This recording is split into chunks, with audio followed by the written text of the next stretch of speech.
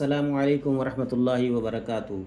Hijaz railway station یعنی مدینہ منورہ کا ریلوے اسٹیشن، یہ ریلوے اسٹیشن مدینہ منورہ میں مسجد نبوی سے مشرق کی جانب کچھ فاصلے پر واقع ہے۔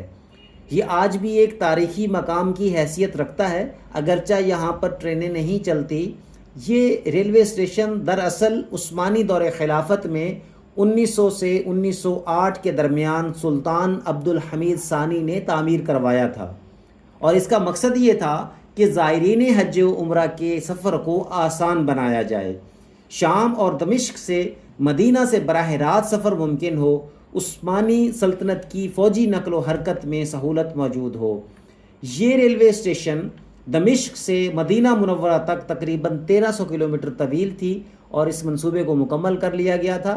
مدینہ اس کا آخری اسٹیشن تھا، اور یہ منصوبہ بنیادی طور پر یہ تھا کہ مدینہ منورہ سے مکہ معظمہ تک اور دمشق سے استنبول تک اس ٹرین منصوبے کو مکمل کیا جائے گا، اور اس منصوبے کے لیے سلطان عبد الحمید ثانی نے پوری دنیا کے مسلمانوں سے ڈونیشن کی اپیل کی تھی، اور مسلمانوں نے بھرپور انداز میں حج و عمرہ کے سفر کو آسان بنانے کے لیے بھرپور تعاون بھی کیا تھا۔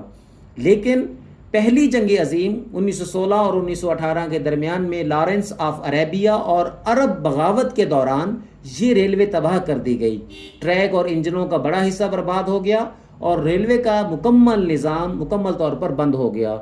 آج یہ ریلوے اسٹیشن ایک عجائب گھر میں بدل دیا گیا ہے۔